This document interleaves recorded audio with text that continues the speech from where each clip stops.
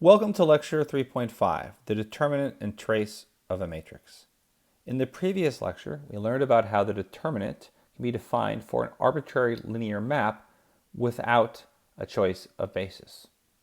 You can think of it as a scaling factor. How much does the linear map blow up or contract the space?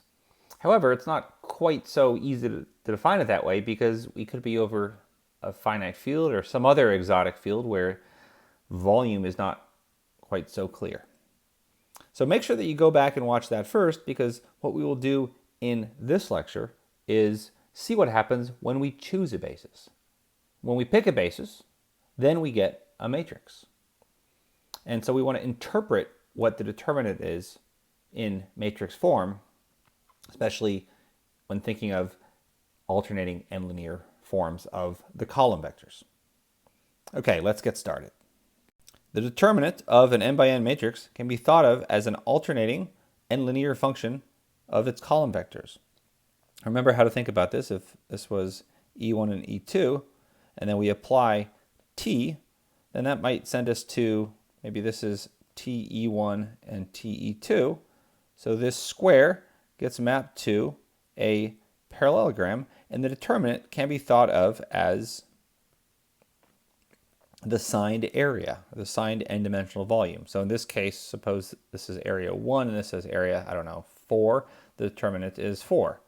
Although it's actually -4 because notice how the orientation of TE1 and TE2 is reversed from just E1 and E2.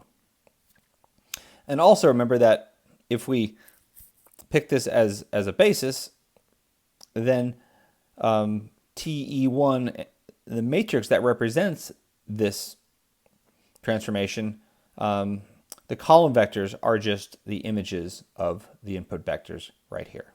So the determinant can be thought of as an alternating and linear function of the column vectors, because you can think of that as the signed volume of the image.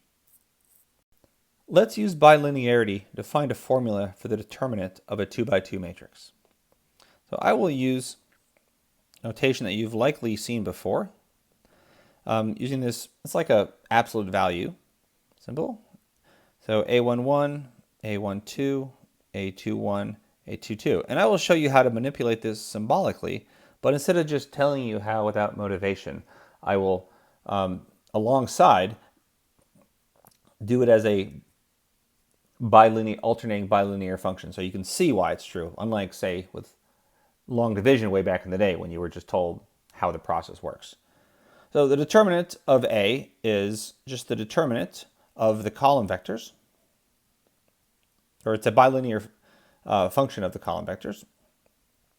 So this is the determinant of A11, E1 plus A21, E2, A12, E1 plus A22, E2. And we can use bilinearity to split this apart. So let's apply that to the first sum.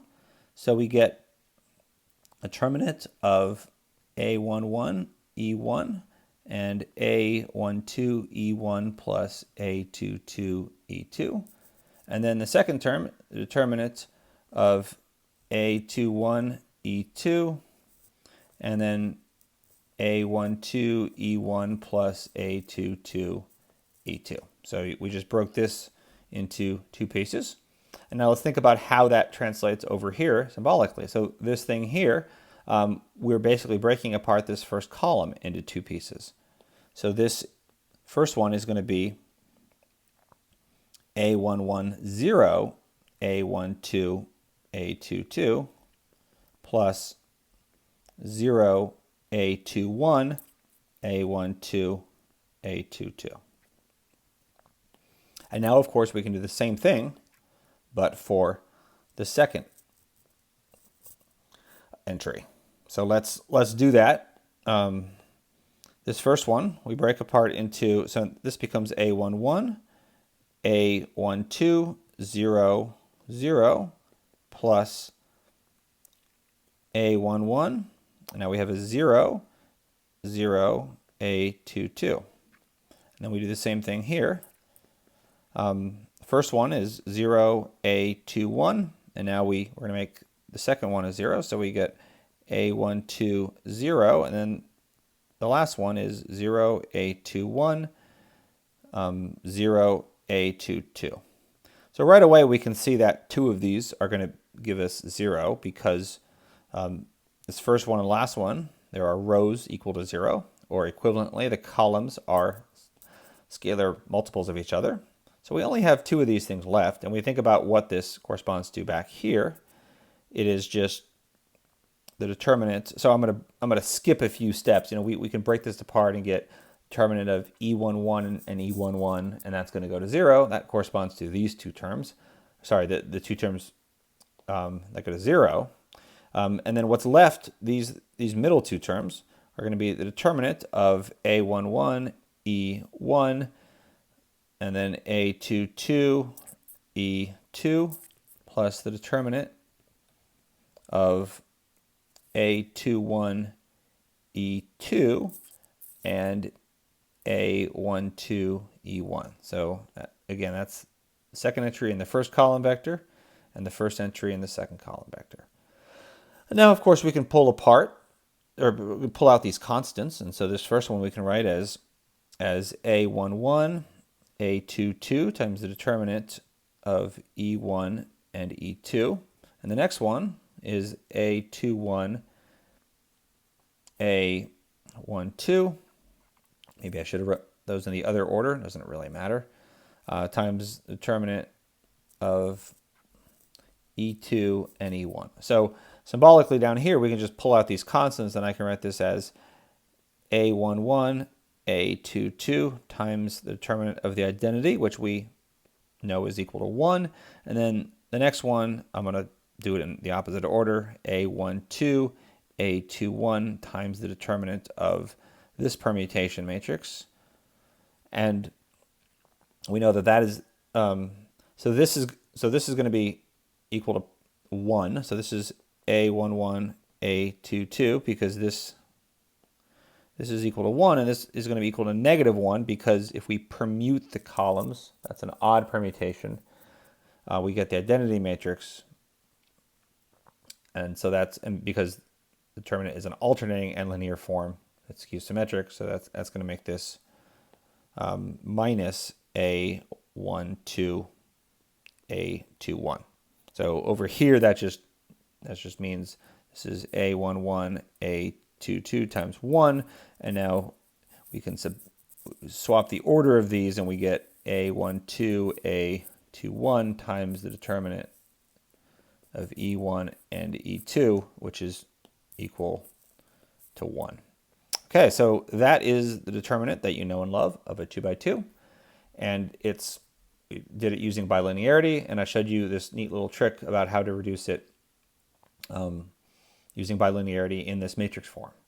Now, it's not necessarily recommended to do this for general n by n, but I think what we will see is in the next slide, I'll do this for a 3x3, and we'll start to see some patterns which will help us to understand what a determinant really is. And one thing that will show us immediately is that the determinant, something that you probably already know, is the determinant of the transpose is equal to the determinant of the matrix itself. And in other words, what we're doing here via columns, we could just as easily do by rows. So here is a 3x3. So let's apply that same little thing that we did. And let's first do it along the first column. If we do that, the determinant of A is A11, 0, 0. I'm not going to write the next two columns yet, plus 0, A21, 0, plus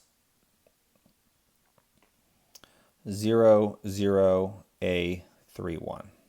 And I think what I'll do is I will, like in yellow, I will put these two columns there. I think it might be easier to do this by rows because there's just too many vertical lines, but using yellow it should be fine. Okay, so now we can do the same thing along the second column. So we can break apart the second column using almost said bilinearity. In this case, it's trilinearity. So if we do that, we will get three determinants like this. So I'm not going to actually draw them, but I'll note it like this. And so, well, you know what? I'll do the first one just to give you an idea. A11, 0, 0, and now we get A12, 0, 0, and then our last column is unchanged. So this vertical line, yellow, just means that it's exactly this column here, and then so forth. And then the next one, of course, is A11, 0, 0, 0, A22, 0, and then the last column is unchanged. So I'm not gonna do this, but I will say that one more thing, that if we continue this, then we get, there's three more entries, or there's three more matrices that we get from each of these. So similarly, we get 1, 2, 3 here, 1, 2, 3. So really, this is 1, 2, 3, 1, 2, 3, 1, 2, 3, 1, 2, 3, 1, 2, 3. So if we do this, we end up getting 27 determinants here. This is not a good, efficient way to compute determinants because this is exponential in size. And also, if you think about what persists, a lot of these are going to be 0. Like, for example, what you have in this first term is going to be A11, A12, A13, and then there's going to be zeros everywhere else. And that's going to just give you a 0 determinant. Now, somewhere in here, I think it's going to be this term. You're going to get A11, A22, A33, and I say this one, and I really mean this one right here. This is going to give you a non-zero determinant. But overall, you have 27, I don't know if I want to call these matrices or determinants. Sure, you have 27 matrices. I mean, because really what you have is you got you got 1, 2, 3, 4, 5, 6, 7, 8, 9. You got these 9 entries. You got these three columns, and for every choice of one entry per column, you're going to get one matrix. So here, here, and here, so forth. You get one for here, here, and here, here, here, here, and only 6. And anytime you have 2 entries in the same row or the same column, you are going to get, well, I guess you can't have 2 in the same column, but you can have 2 in the same row. So if you have 2 entries in the same row, then you're going to get a column of zeros, and the determinant is going to be 0. So of these 27, only 6 of them actually give you potentially non-zero determinants. So 6. So I should say at most 6 are going to be non-zero determinants. And these are going to correspond to the so-called permutation matrices. So the permutation matrices. And let me show you what those are. I'll do those in blue at the bottom. So what this is going to be is you get A11, A12, sorry, that should be A22, A33. So that's going to correspond to the identity permutation. You're going to get A11, A32, A23. You're going to get and all the entries I don't draw are going to be zeros. So A21, A12, A33, plus A31, A12, A23, plus A21, A32, A13. I'm slightly running out of room, but I think I can squeeze it in here. Plus A13, A22, A31. Okay, so we got these 6 permutation matrices, and let me just write down what permutations these correspond to. So this is the permutation I'll do that in red so it'll stand out. This is the identity permutation. This corresponds to swapping columns 2 and 3. This corresponds to swapping columns 1 and 2. This corresponds to swapping, let's see, so sending the first column to the second column, 1 goes to 2, 2 goes to 3, and 3 goes to 1. This corresponds to sending 1 to the third column and third column to the second column, and this corresponds to swapping the first and the third column. Now there's a little ambiguity about how I did this based on, but it doesn't matter if you use the other convention and these things are switched. These things are unambiguous. So these are both even permutations. Their signature is 1, or their sign is 1, and then these three are going to be odd. So as before, we can pull out all of these constants, and what we are left with is a permutation. So here the determinant of this is going to be A11, A22, A33 times the determinant of the identity matrix, which is 1. Here we get, if we pull this out, we get A11, A23, A32 times the determinant of the matrix. Let me just show you the permutation matrix 1, 0, 0, 1, 0, 0, 0, 1, 0. So that's formed from the identity by transposing the second and the third column. So that's a negative permutation, so that's a minus. Similarly, this is going to be minus A12, A21, A33. Similarly, or no, this is going to be an even permutation. So this is going to be plus A12, A23, A31, plus A13, A21, A32, minus A13, A22, A31. Okay, so notice what we have. The determinant of a 3 by 3, we have this formula. It is a sum or difference of these 6 terms. And notice what these are. So for all of these terms, there is exactly, so I'm going to write this up here. We have A1 times, or A1 something times A2, so how do I want to do this? A1 something, A2 something, and then A3 something.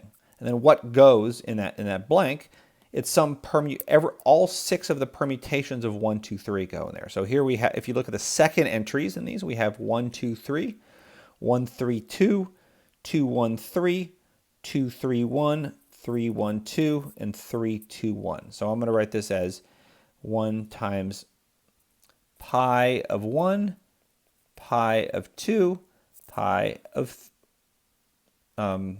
pi of 3.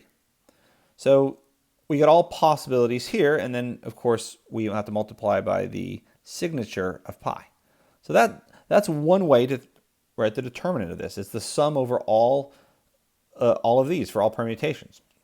Of course, we could have instead looked, we could have rearranged these things and looked at the second entry instead of the first and said, hey, look, the second entry is there's always a 1, there's always a 2, there's always a 3. 1, 2, 3, 1, 2, 3. And so we could have ordered them by that instead and written this instead as A times something 1.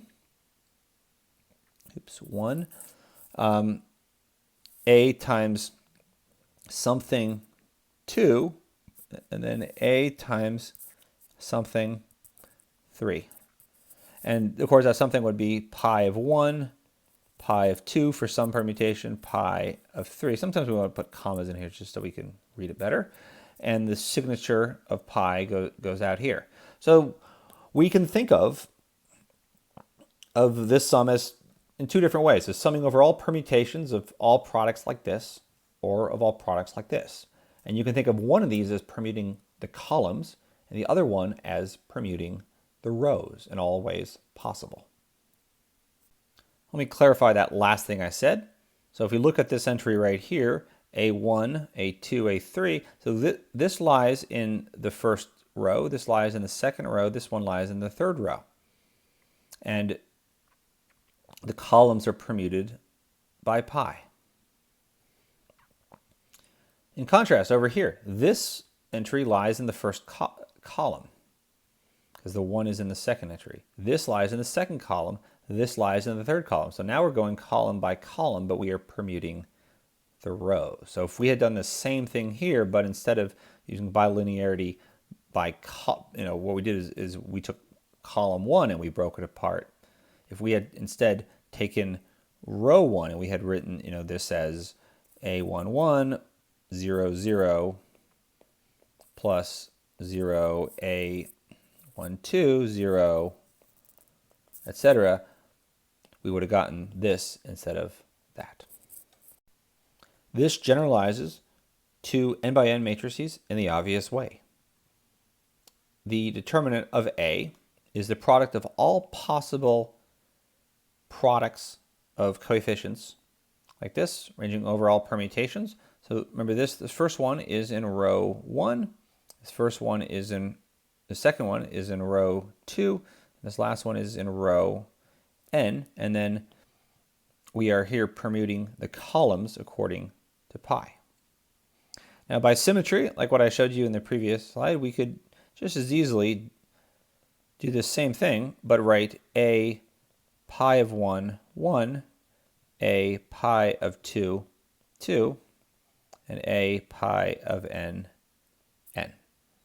And this is going to be the determinant of the transpose. So if from the very start, if we had taken, let's do the 3 by 3 one again, A1, 1, A1, 2, A1, 3, A2, 1, A2, 2, A2, 3, A3, 1, A3, 2, A3, 3, and we had taken the transpose.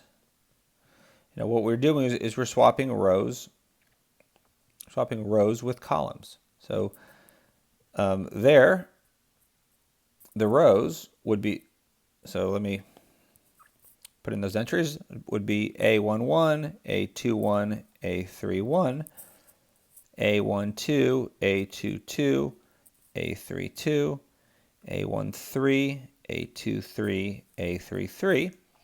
And so the fact that these are obviously the same by symmetry, and we can see that one of these is doing this by rows and one of them is doing it by columns. Equivalently, one of them is doing this reduction, we did in the previous slide, by columns, which you know is the determinant, and the other one is doing the same thing by columns, but with the transpose, because the rows of A are the transpose of the transpose, or the rows of A are the columns of the transpose. So this, in my opinion, is the easiest way to see why the determinant of a matrix and the transpose have to be the same. We will finish this lecture with another important concept of a matrix, namely its trace. This might be the first definition we're seeing involving a matrix that is actually a property of the linear map more generally. However, we do not yet have the ideas developed to define it. It involves eigenvalues, which we have not seen. You likely know what they are from your introductory class. So we will define it here, prove some basic properties, and then later see why it can be defined for a linear map. And it's just the sum of the eigenvalues. So the trace of an n by n matrix is the sum of the diagonal entries. So if you have a matrix here, you literally just take the entries on the main diagonal and you add them up. And the fact that this is equal to the sum of the eigenvalues is a fact that you likely have seen as one of those minor miracles, but there is a good reason for it, and we will see that shortly. So what is so special about the sum of these entries? Here are three basic properties of the trace. First of all, it is linear, meaning the trace of Ka equals K times the trace of A, and the trace of A plus B equals the trace of A plus the trace of B. I think this is probably obvious. I don't think it needs any proof. If you think about it in terms of just the picture of adding up these diagonal entries, then it's clear that if you add up these these matrices and add up the diagonals, it's the same as adding up these diagonals and adding that to this sum. Similarly, if you add up the diagonals and then multiply by k, it's the same as if you multiply by k first and then add them up. So this is obvious. Next, trace is commutative. The trace of AB equals the trace of BA. That is less obvious, but I think it's helpful to see an example. Verifying this is just an exercise in notation and subscripts, but it's worth seeing what this actually is, say for a 3x3. So let me do a bigger example. So A11, A12, A13, A21, A22, A23, and so forth. And now let me do another. Let me do this one in I'll use black, but I'll use B's. So B11, B12, B13, and so forth. B21, B22, B23. And let's multiply these together, just our standard way. So the first, well, let's do this. So the trace is going to be the sum of the diagonals, and this first entry is going to be the first row times the first column here. The second entry, the second diagonal entry, let me use different colors because I have them. It's going to be the second row times the second column. That's going to be here. And then this third entry, let me pick a different color, is going to be this row times that column. So that is going to be there. And if you think about what this is, notice what we're doing. We're taking A11, B11, A22, B21, A13, B31, and 21, 12. So we're literally multiplying. How do I want to say this? We're multiplying Ij times Bji. So notice that how for every entry in here, you multiply with the corresponding entry in here. You multiply Aij by Aj. I think that's easy. And this term appears one time in here. So there are nine possible, in this case, there are 9 possible entries like this. 3 in here, 3 in here, 3 in here. And all of these things appear. So in this case, the trace is just equal to the sum of these for all I and j. Okay, so that holds more generally. So it's not hard to see that the how do I want to say that? So I think one way to say that so this is part B, is that if you take AB and you take the ith entry, so that's the entry in the ith entry in the diagonal, then what that is the sum of, let me just write this. This is the dot product of the ith row of A times the dot product of that with the jth, sorry, not the jth, the ith column of B. So that is, let's say, j equals 1 up to n, A, I, j, B, j, I.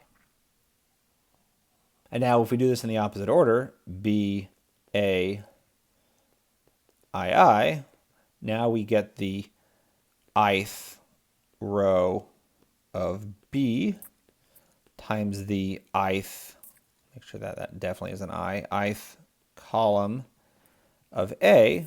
And what this is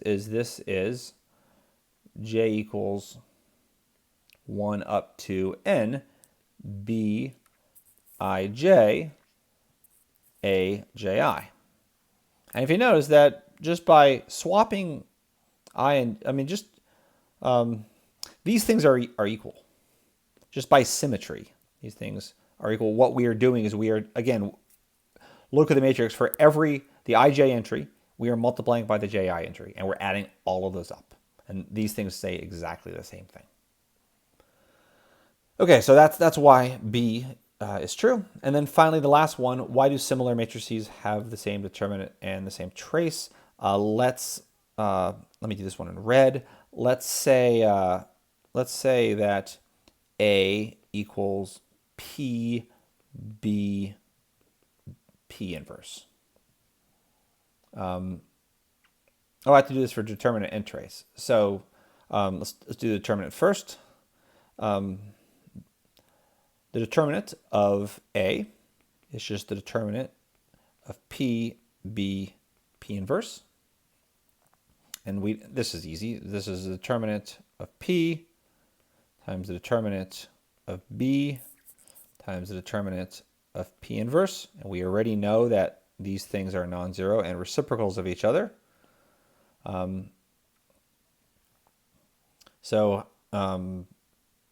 think I don't think there's much, well, let's write, also these are numbers, so the order does not matter. This is determinant of P, this is determinant of P inverse. I can put so this is a reciprocal times the determinant. I probably didn't even need to write that last thing. And this is the determinant of B. So these cancel each other. So that shows that similar matrices have the same determinant. And why do they have the same trace? Well, that is actually very easy. So using the same thing here, we know that trace is multiplicative by part B. So that the trace of A equals the trace of P, B, P inverse. And remember, we can switch the order of these. So one thing we can certainly do is say the trace of P, P inverse B. And that's the trace of P, P inverse is the identity. That's the trace of B. And that's that. Okay, so that summarizes what the determinant is in terms of matrix. And in the next lecture, we will apply this to systems of equations, and we will see something called Cramer's rule, we will see explicit formulas for a system of equations in terms of determinants and determinants of minors, something I'm sure you know. What happens if you cross out some row and some column and take the remaining entries, and something related called a cofactor. And we'll also see the formula for the inverse of a matrix in terms of these determinants of these submatrices as well. And I realize I think I might have just said that wrong. The minor is actually the determinant of the submatrix, it's not the matrix itself. So what's coming up in the next lecture, these are actually very inefficient formulas if you want to compute them, but they're nice in other ways because there are some proofs that we will need later that will rely on those formulas. So interestingly enough, we'll see some results, computational results that are inefficient but useful for theoretical results. Who knew? Okay, see you next time.